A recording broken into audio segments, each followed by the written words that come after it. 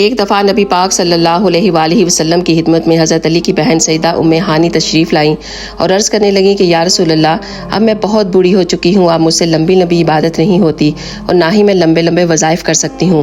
یا رسول اللہ، مجھے کچھ ایسا بتائیے کہ میں ایک جگہ بیٹھ کر پڑھتی رہوں اور وہ میرے لیے کافی ہو اور وہ میری کفالت بھی کرے۔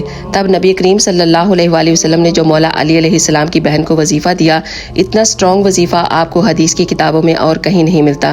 نبی کریم نے ارشاد فرمایا کہ ام ہانی، آپ اگر 100 دفعہ الحمدللہ پڑھ لیتی ہیں تو آپ کو اللہ تعالیٰ 100 گھوڑے اللہ کی راہ میں جہاد کرنے کے برابر ثواب عطا فرمائے گا۔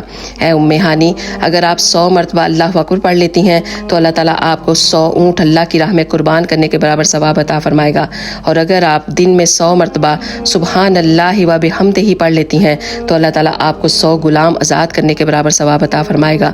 سبحان اللہ، ضرور عمل کیجئے۔ جزاک اللہ خیر۔